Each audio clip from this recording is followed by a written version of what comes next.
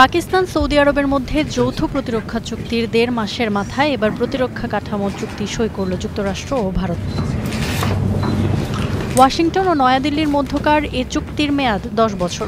শুক্রবার মালয়েশিয়ার রাজধানী কুয়ালালামপুরে আসিয়ানভুক্ত দেশগুলোর প্রতিরক্ষা মন্ত্রীদের বৈঠকে এ কাঠামো চুক্তি সই করেন মার্কিন প্রতিরক্ষা মন্ত্রী পিট হেগসেথ ও ভারতের প্রতিরক্ষা মন্ত্রী রাজনাথ সিং। এই কাঠামোকে আঞ্চলিক স্থিতিশীলতা ও প্রতিরোধ সক্ষমতার একটি ভিত্তিপ্রস্তর হিসেবে দেখতে চাইছে দুই দেশ। এর আওতায় একে অপরকে তথ্য ও প্রযুক্তিগত সহায়তা দিয়ে পাশে থাকবে বলে সামাজিক মাধ্যম এক্সে এক পোস্টে জানিয়েছেন পিট হেগসেথ। দুই দেশের সম্পর্কের জন্য একে উল্লেখযোগ্য বলে আখ্যায়িত করছে দুপক্ষই। ভারতের সাথে যুক্তরাষ্ট্রের সম্পর্কের ভিত্তি পারস্পরিক বিশ্বাস, ইন্দো প্যাসিফিক অঞ্চলে নিরাপত্তা উন্নয়ন, এই বিষয়গুলো নিয়েই আলোচনা হয়েছে আমাদের।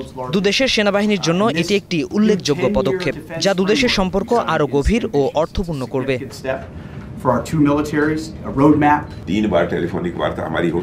এ প্রতিরক্ষা কাঠামো সইয়ের মাধ্যমে ভারত যুক্তরাষ্ট্র সম্পর্ক নতুন মাত্রায় পৌঁছাবে।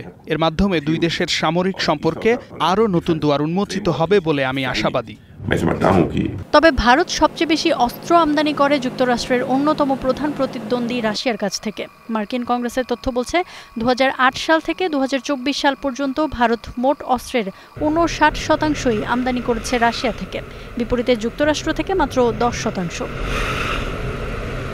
এদিকে রাশিয়ার তেল কেনা নিয়ে ভারতের ওপর সম্প্রতি ৫০% শুল্ক চাপিয়ে দেন ট্রাম্প। এছাড়া ভারত পাকিস্তান যুদ্ধ থামানোর কৃতিত্ব নিয়ে মার্কিন প্রেসিডেন্টের মন্তব্যও আরও বাড়িয়ে দেয় দুই দেশের মধ্যকার শীতলতা। নইলে এই সামরিক সমঝোতা আরও আগেই হতো বলে মনে করেন বিশ্লেষকরা।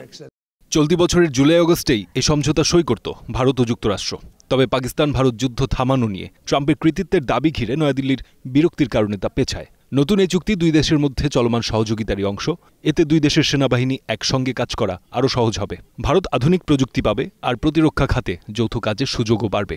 তবে শুল্কচাপের কারণে যুক্তরাষ্ট্রের কাছ থেকে জ্বালানি ও অস্ত্র ক্রয় বাড়ানোর ইঙ্গিত দিয়েছে ভারত। খুব শিগগিরই দুই দেশ শুল্ক ও বাণিজ্য ইস্যুতে বেশ কটি বৈঠক করবে বলে জানিয়েছে ভারতীয় একাধিক গণমাধ্যম।